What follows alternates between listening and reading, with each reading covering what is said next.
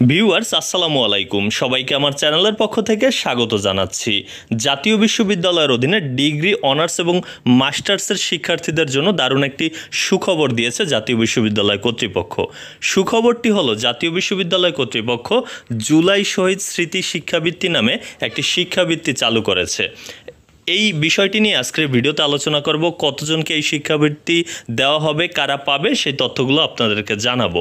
মূলত এই শিক্ষাবৃত্তিটির কারণটি হচ্ছে, আপনারা জানেন যে 2024 সালে বাংলাদেশের ইতিহাসে জুলাই আগস্ট মাসে যে সংগঠিত হয়েছিল ছাত্র জনতার গণ অভ্যুত্থান, ওই সময় যারা শহীদ হয়েছেন তাদের স্মৃতিকে ধরে রাখার জন্যই কিন্তু এই উদ্যোগটি নিয়েছে জাতীয় বিশ্ববিদ্যালয় কর্তৃপক্ষ।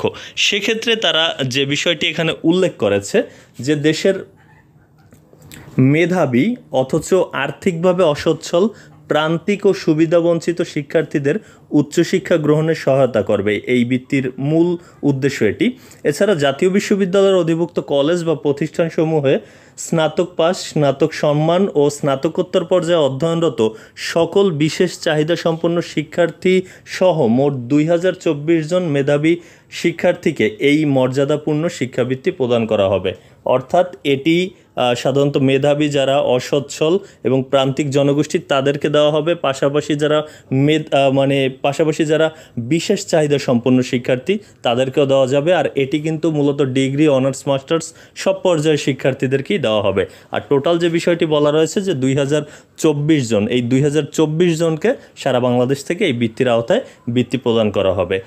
এ বিষয় নিয়ে অবশ্য প্রেস বিজ্ঞপ্তিতে আরও যেটি উল্লেখ করা হয়েছে যে শান্তিতে নোবেল পুরস্কার ভূষিত গণপ্রজাতন্ত্রী বাংলাদেশ সরকারের মাননীয় প্রধান উপদেষ্টা প্রফেসর ডক্টর মোহাম্মদ ইউনূস আগামী 1 জুলাই 2025 মঙ্গলবার সকাল 11টায় তার তেজগাঁওস্থ কার্যালয়ে করবি হলে আয়োজিত এক বিশেষ অনুষ্ঠানে জুলাই শহীদ স্মৃতি শিক্ষাবৃত্তি জাতীয় বিশ্ববিদ্যালয় এর চেক বিতরণের মাধ্যমে মাসব্যাপী জুলাই স্মৃতি অনুষ্ঠানমালার শুভ উদ্বোধন করবেন। অর্থাৎ যে বিষয়টি, এই যে শিক্ষাবৃত্তিটির নাম হচ্ছে জুলাই শহীদ স্মৃতি শিক্ষাবৃত্তি জাতীয় বিশ্ববিদ্যালয়, এটির চেক আগামীকাল অর্থাৎ 1 জুলাই কিন্তু হস্তান্তর করবেন মাননীয় প্রধান উপদেষ্টা।